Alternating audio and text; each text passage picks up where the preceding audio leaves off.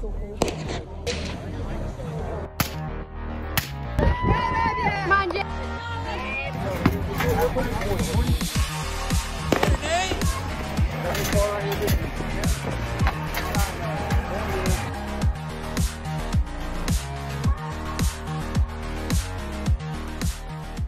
guys, this is Hunter here from Modern Warriors. I'm here with Nate and Jake. Recently we had the opportunity to compete in the Utah Tactical Games, and we wanted to talk a little bit about our experience with the games and the different things that we did to prepare for those games and the equipment that we used at the games. The three of us, I know that we have all been shooting together for about a year, or a little over a year together weekly. Doing a lot with like night vision shooting and kind of more tactical movement type shooting. We're all civilians, and so it's been really fun getting to work with some different people who've been teaching us a lot of different skill sets and things that are a little bit more advanced, which is awesome for us, you know, getting those opportunities. And so we're all into fitness in different levels, and so when we came across Tactical Games, thought that sounded like a really cool thing to do and get into. Like he said, I'm just a civilian that enjoys guns and enjoys shooting. I've been around guns my whole life, basically. Got a 10-22 like most people when they were 8 years old, and just kind of never stopped. Last few years have gotten more into more involved seriously with firearms and shooting very regularly and training on different fronts, doing like the night vision shooting and just more combat tactic type shooting with these guys mostly. Yeah, like same thing for me, you know, kind of grew up around firearms, had a 10-22, then just kind of in the last few years kind of got a little bit more serious into it. Me and Hunter used to work at another place, and we would always talk about, you know, doing the tactical games and preparing for it and how cool it would be. And this year we finally actually had the chance, so kind of just got serious into shooting, I don't know, 1-2 years ago, and you know, we've just grown on that. And like Hunter said, we've had the opportunity to train or get training from a lot of people who've got a lot more advanced skill than us, and who do a lot more of like the night vision or combat kind of style shooting and maneuvering, and that's just been a lot of fun. It's really helped us kind of progress and get ready for the games. And I mean, we've learned so much as far as like what gear to get, and yeah. I mean, it definitely helps working here where, you know, we see all the products and we hear the pros and cons, and what one does better at than another. You know, we kind of were able to build our gear or our loadouts in our own preference, but kind of in a similar fashion to prepare for the games and, you know, to use kind of as our everyday rifles. Mm-hmm. Yeah, a lot didn't change a whole lot on my rifle from going from the games to our daily day in day out shooting. Kind of standard setup. Yeah, like they were saying, the cool thing, like Jake was saying about working here at the shop, and the very fortunate thing is that we are able to kind of see what works and what doesn't, and then kind of tailor our equipment towards that, you know, towards the event that we want to do. But like Nate mentioned, we didn't really want to change anything too much or too drastically from the shooting we had been doing previously in the year for the games. I think we all swapped out our optics just so we could have a little bit easier time with those longer range shots, but otherwise our whole gun setups have been built using parts that you can find here at Modern Warriors, which is pretty awesome that we were able to get our guns as dialed in. They all look pretty worn out right now, but we all treat them like tools, and you know, we keep them clean, but we use them, which is, I think, how we all like to do it. I think you were the first person I knew that talked to me about the tactical games. Yeah. Same. Yeah. I found out about it a few years ago. I think it was like year one that the Tactical Games was going on. I found it on social media and thought it'd be really fun to do. At the time, I remember texting Nate and then talking to Jake about it, saying that this is something we should all get into.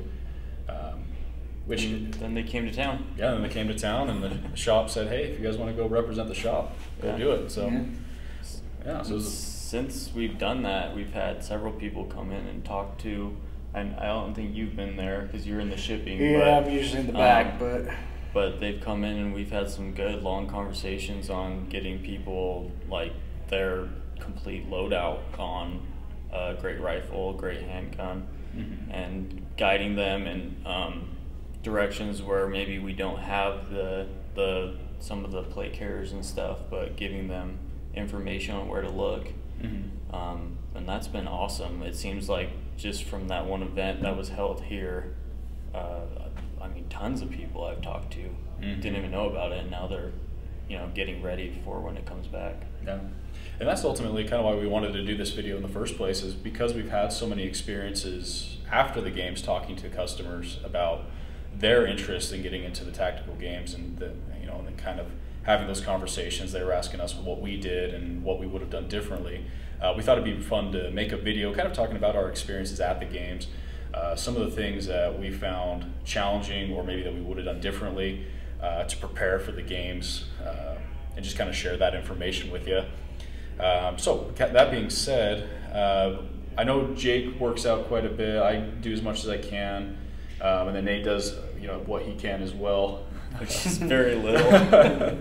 So that being said, is there anything you guys would have done differently in preparation, besides your gear, because we'll get into that in here in just a second, but as far as like getting physically ready for the games, is there anything you guys would have done differently to prepare for the tactical games that you're maybe regretting a little bit not doing? I mean, a lot more hit cardio with an actual plate carrier on, because there was a lot of just like high intensity workouts that you had to just burn through, and then you had to go shoot, and then you had to control your heart rate and all of that. So I don't know, just doing that, and also not necessarily like running or like hiking, but like climbing mountains with a plate carrier on, more or less. Because I mean, there was one event where they called them heats, is where for the first part, it was like pretty much climbing the side of a mountain. It was pretty steep, and then the rest of it was just ups and downs. And I mean, there was one spot probably at the end that was flat. So the rest of it was just gnarly.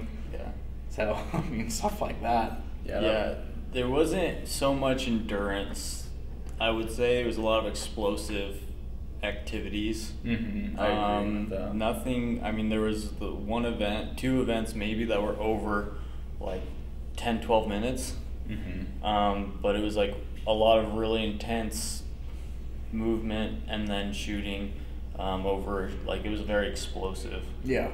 So doing that with, I mean, we all train with plate carriers on, but having that like just that explosive, like, but also some endurance with it. That if I went back, I told myself I was going to train for it, and I really didn't, which was kind of an interesting experiment to see if I could do it with very, very little training. Like I tried to train, and then I would do it for 2 days, and then I maybe went running a mile at 3 different occasions.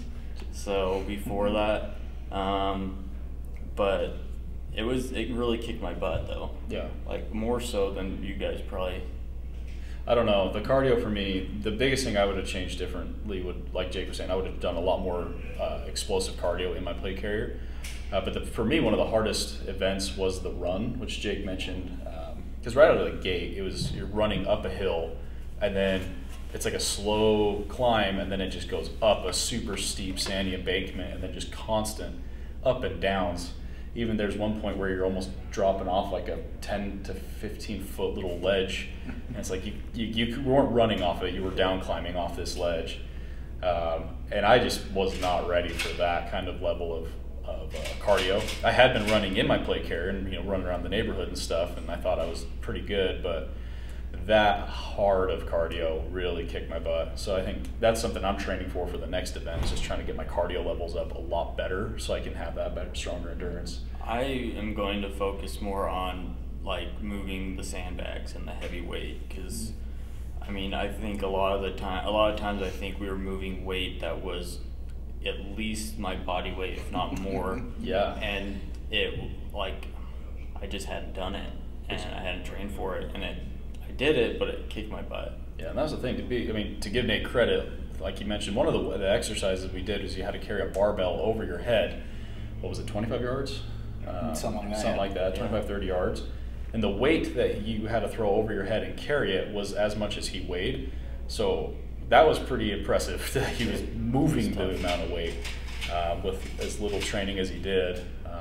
But it can be done. Yeah, it can be done. Yeah, absolutely. A lot of good motivation from how once you do a heat, you then judge the next heat. Mm-hmm. The guy that was helping, like judging me, was excellent motivation. I don't know. He should be coach or something. Cause Yeah, my guy as well.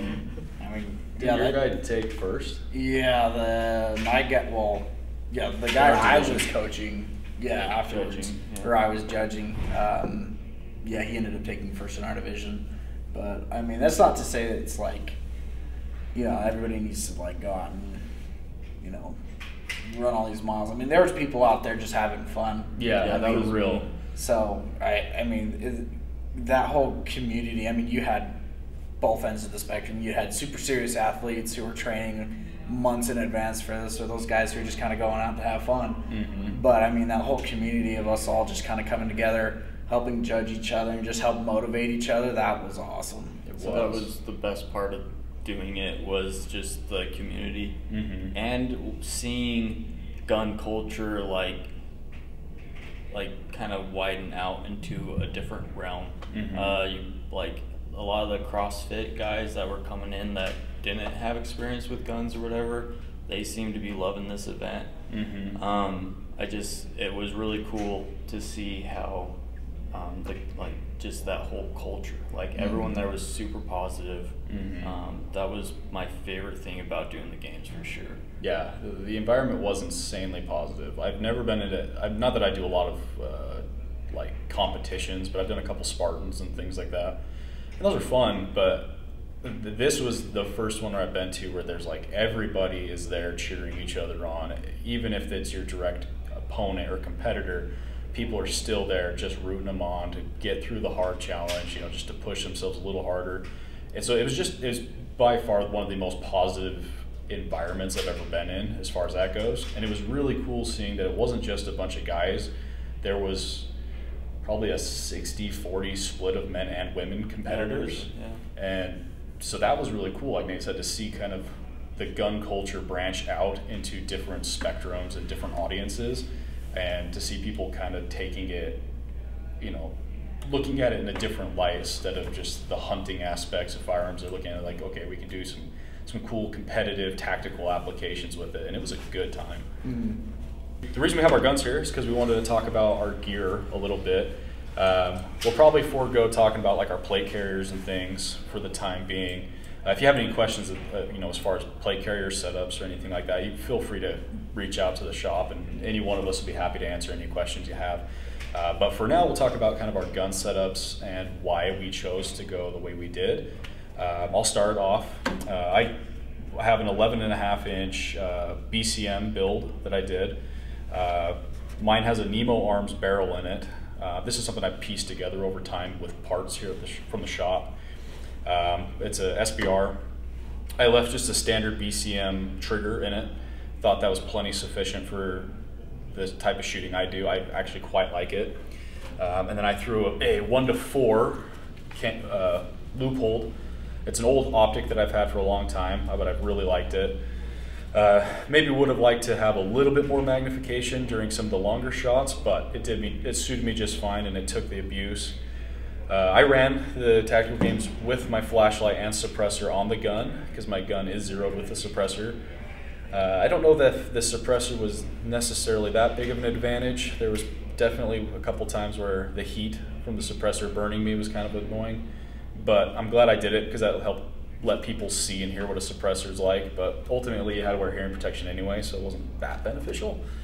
And the flashlight, probably could have ditched that for the games, but with all the other training we do all year, most of it's in the dark, so I wanted to just keep practicing with the gear that I have and run it as if I didn't really want to make a lot of changes right before the games to my gun. I wanted to leave it basically the way it was.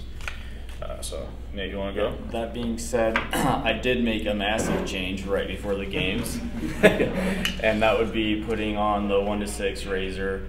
The magnification was great. I never stayed at 6, but it was nice to dial up to 6 and I could actually see where my impacts were landing, and if I needed to make an adjustment, I could, which I did need to make adjustments because I didn't sight it in very well. I threw it on right before the games and didn't get it dialed in very well. But overall, I mean, this is just an 11.5-inch build BCM through and through. It does have a Geisley trigger. That's the only thing I swapped out. Yeah, I left it basically the same though. I didn't want to reroute all this stuff and take it off. That's permanent. I'm not taking that off for any event. I did opt out of doing a suppressor. I'm short, and I thought doing all the activity, adding 6 inches, 7 inches of length to my gun wouldn't be beneficial to me, and it was fine. Maybe that's why my optic was off, because I think I sighted in with the suppressor. So that's something. Maybe impact shift. Probably. Those are factors you should consider. Yeah, so consider some of those things. But you do have to run a flash hider. So if you're going to buy like a 14.5 pinned and welded gun, make sure it's pinned and welded with a flash hider, not a comp. Or a muzzle brake. Yeah. Muzzle brake, sorry. But it's pretty standard gun. There's nothing real fancy going on. It's just a basic BCM build. But I love it. I had 0 issues with it. It got real dirty. At one point, I think I forgot to close my dust cover, and I threw it in some dirt, and never had an issue though. So yeah, that's good. All right, well, mine I built here from parts here at the shop. I started with a Radian builder kit, and just basically pieced it together with a whole bunch of different parts we had here. Basically, just a Wilson Combat barrel, BCM bolt carrier group. I did run an Omega 300 by Silencer Co., the suppressor. I just don't have it on right now. But like these guys, I did opt to kind of leave the gun set up how I had it, how I've been training with it, the flashlight. I don't have a PEC on right now, but I got my tape switch and everything. I was running a different optic for the games. It was another red dot. I'm not going to say what brand it was, but it was having some issues that I noticed the night before, and I didn't have time to swap it out, so I just decided to run with it and just have fun with the games.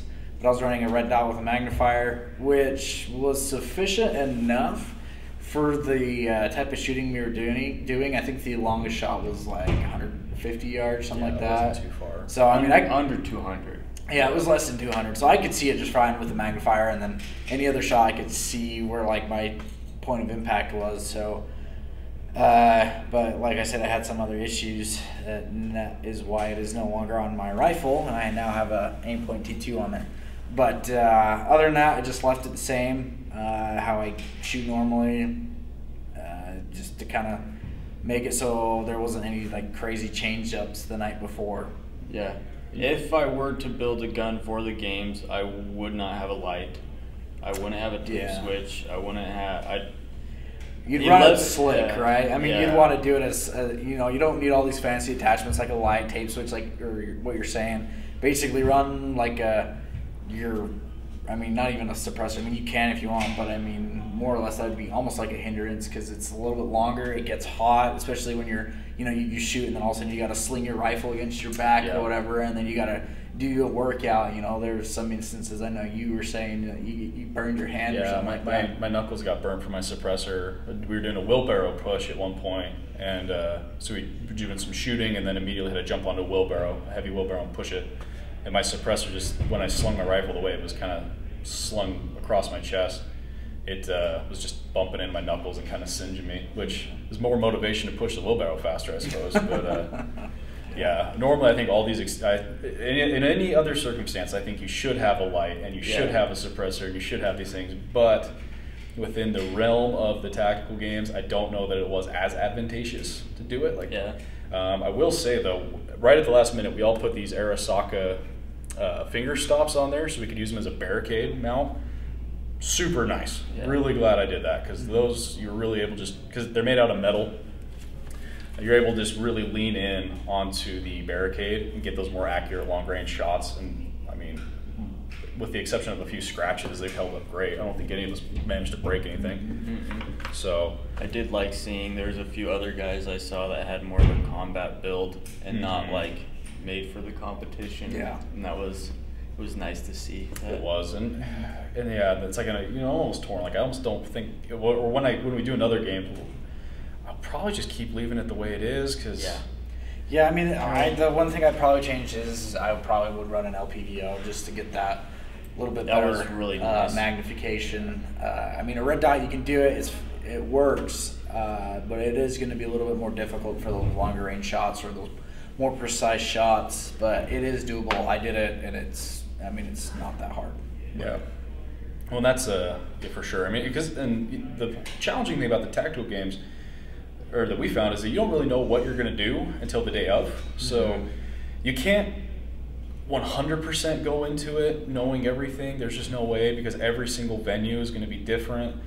We talked to other competitors who mentioned that sometimes the shooting's a lot further than it was at ours. Sometimes there's totally different scenarios. So you can't plan for everything, but you try to build your gun, set it up the best way you can for the most general purposes. We helped a gentleman the other day who got him set up with a 14.5-inch pin and welded Geisley and a couple of really good accessories, and it'll be his first time competing, and it sounds like he's gonna. I mean, the impression we got, he's gonna have a good time with it. Oh yeah. So yeah, I mean, but really, any questions you have, we're happy to help kind of give our 2 cents. Not that any of us are like pro tactical games experts. This was literally our first time doing it, but we all had a ton of fun with it, and we were able to learn a lot from it. So we can try to help guide people towards, what they should do with theirs, or hopefully give them some good advice. That's solid. Would you, what length barrel would you say is like optimal? Because I thought the 11.5 was perfect. I really like the 11.5 myself. I could see, depending on what state you live in, having maybe a full like non-NFA pinned rifle, like a 14.5 would be very helpful, especially if you have the flash hider pinned on there, like Nate was saying. I think that could be very beneficial, especially if you're not running a suppressor. It's still going to be shorter than what my gun was the whole time. So I think that plus an LPVO would be awesome. But otherwise, I mean, at the ranges we shot at our event, the 11.5s were totally sufficient, and I know that you can reach out pretty far with an 11.5 and be accurate with it. So yeah, I mean, I think we've shot out to like 550, no problem. Yeah, with a little cheap steel case, which you ran steel case the whole time, didn't you? I did, yeah. Yeah. So I mean, it wasn't the best of ammo, because I mean, I did have that. Like going in, I knew my optic was kind of, so I was just like, I'm not going to shoot my good ammo, kind of already knowing I'm a little handicapped, so I was just like, I'll just use some of the steel case ammo I've got. I don't need to. I kind of thought it was awesome, because we mostly all shoot steel case when we're training throughout the year anyway, so it's I thought it was fun, because you see all these other guys with really expensive ammo, and we're like, we're just here to have fun. Like, if at 100 yards my shot's getting thrown that bad, it's probably not the bullet, it's probably just me. Yeah. And then kind of the last topic I wanted to hit on was, what would you guys do differently at the next games? Because I know we've all talked about it. We all are going to do another one. We all want to do another one. So are there any things you guys would change about your current setups, or like the type of exercises you were doing beforehand to get ready for it? Anything you would want to change to improve your next event? As far as my weapon, like my gun setup, I would leave it probably the exact same. Except I don't know, taking off my muzzle brake to put a flash hider on it for the event was kind of annoying, and I need to change it back. I'll probably just run a suppressor next time. But physically, there's a lot I would do differently. I would definitely run. I would definitely do like explosive workouts, moving weight, the sandbags. There was a lot of stuff with sandbags, it seemed like. As far as like my kit, I would try to run a plate carrier more slick, keep more of my mags on my belt. That would be pretty advantageous. I would definitely always have gloves. If they allow you to have them, I would wear them for most of the events. Make sure just have some with you just in case you can use them. That was nice. Yeah, that was nice. But yeah, mostly it would all be physical. I would just definitely train. So, I mean, like I said earlier, the probably only thing I do is put an LPVO on. And then, I mean, obviously, probably if I didn't run a suppressor, put a flash hider on there, but I don't know. I train with the suppressor on anyway, so I'd probably go with that again, just because that's what I do. We'll just have to throw suppressor covers on them for the next one. Yeah. I think. Yeah, suppressor coverage just for the heat, but Yeah, so it doesn't burn you. yeah. But as far as like the training, kind of like I mentioned earlier, just a little bit more cardio, maybe like you did good though. more Yeah, Jake did hiking real and good. I stuff. think you did like 11th or 13th or something. I placed 11th, yeah. Which is, yeah, in our division, which is impressive. I mean, there's a lot of guys in our division. He took 11th, which we were stoked for him. Yeah. Yeah, I think the only thing I'd probably, like I said, I'd probably leave my gun alone. Maybe I'd change out my scope at some point, something with a little bit more magnification, but that's more of a want than a need. But definitely I'll do more cardio and like there's some more of that explosive stuff. And now that we've kind of done one, we have an idea of like some of the exercises you can kind of tailor yourself for, sled pulls, bear crawls, stuff like that. So hopefully kind of get ready a little bit more for that side of the things. But Yeah. maybe go ahead. I don't know. I think just the workouts, knowing what the workouts are going to be like now. The burpees, sled pulls, wheelbarrow, bear crawls, just Backwards. yeah, With the like pull. just awkward stuff. Yeah. A lot of awkward stuff, and it's all in sand and dirt. At least Well, at our yeah, event. when you got your plate carrier on, and you've got a rifle slung over your shoulder, you're trying to do all this stuff. It definitely gets cumbersome. It does. I would So- say actually something I would work on as far as like technical skill if you're not familiar with working a sling and like Yeah. how to move through slings efficiently and get it from your back to the front and back to the back and switching off hand and like all the little tiny manipulations you can do with the sling, how to like get your arm tight in it to make a steady shot. If that would be something I would say would be very beneficial because you're constantly moving your gun around on your body trying to secure it to the back so you can work out.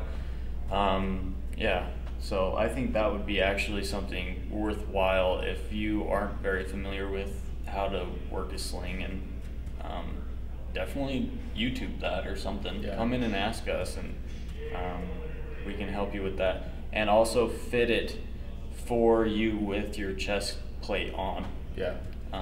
Make sure it fits. Make sure You should do that weeks Yeah. before. weeks before. Figure out where you like the point of contacts to be on your gun, because you can. I would definitely do a 2-point sling. Yeah. For sure, I would not do a single point. Yeah. Figure out where you want to put those, whether it's, here, whatever, you want to do here and here. Figure out what you want to do. I thought it was really nice to go, end and end. I just think it's more secure, but I agree. And once That you get it was- cinched down, it's tight. I think that was a bigger part than we even realized, Mm-hmm. because there was a lot of people struggling with that. I struggled with it. I mean, when you're tired, there's Yeah. moments I was like tangled up here. Like, Yeah. I mean, yeah, there's definitely times when I got my sling kind of caught on my belt or something, but Yeah. And And belt. I probably don't need as much IFAX and tactical gear on my belt. yeah, as I wasn't wanted. gonna take it off though. Yeah, it's Yeah. just too much work. Like I left my tourniquet there. Just on gotta my- take what you yeah. need. Like, there's no need to take all this extra stuff. Yeah. But I mean, we did just because that's what we used. Yeah. Also, I did notice with farmer carry, like my holster was jacking up my hands so bad. Yeah, and those are things you will never Yeah. know until you actually do a farmer carry in your gear. So Yeah. practice with your gear beforehand. Go get yourself some water jugs from Walmart, fill them up, and walk up and down the road in your gear. You know, it's going to look weird. Maybe your neighbors are going to give you a side eye, but it's better to figure that stuff out Yeah. before the games than to be trying to work your way through it at the games and like you're trying to last minute figure out how to maneuver. Which that was another thing I thought about what you're talking is shooting handguns in unconventional Yeah. positioning. From like laying down. Yeah, like laying on your stomach, which we Yeah. learned a trick. Just learn how to do weird stuff like that in your plate carrier, because I had never laid on my stomach and tried to shoot a handgun forward. That was a pain in the Yeah. butt. So, practice these Shooting things, get offhand, unconventional. too. Yeah, It's offhand. Yeah. It's like not being able to brace anything, shooting offhand, both hands, stuff like that. Yeah. But yeah, other than that, I mean, I didn't break anything. Like all my kits survived. Right. So buy good stuff. And that's another thing is if you're just going out for a good time, if you're shooting well at the event, that makes a huge difference because I think it's like 5-10 points every missed shot. 10 seconds every missed shot. Yeah. Yeah. So or shot you don't get, or that you don't take. yeah. So I mean, that was probably why I did. Like I was very much just in the middle of the pack out of I don't know how many people, but I probably did as well as I did just because I was probably getting more hits on target because I had more magnification. Because I didn't do great in the workout events. I was pretty slow with a lot of them, but I think When you're a good shot. So just take a couple breaths before you start shooting. Don't just run up there and Start start blasting missing rounds, yeah. because that is going to add a lot of time. Yeah. Yep. But yeah. Awesome. Yeah, I definitely come in. Let us help you get set up. I thoroughly enjoyed it. We've had just this week 3 people come in, I think. So yeah, we've got all the stuff here, and we can definitely, if you have more questions about like what type of workouts and stuff or other gear, we can help you there as well. Absolutely. And I know we're all stoked to talk about it and help you out. And yeah, like Nate said, stop on by the shop or give us a call and we'll get you all taken care of. Anything you want to say, Jake, before we sign off? Dad advice. Yeah, dad advice? Dad advice. I'm not a dad. You're the dad here. Yeah, but I'm still figuring that out. Yeah. So now I got some time before that happens to me. So. Awesome.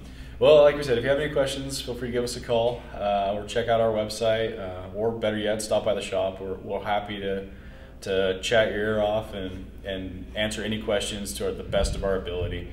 Thanks for watching today, and have a great day.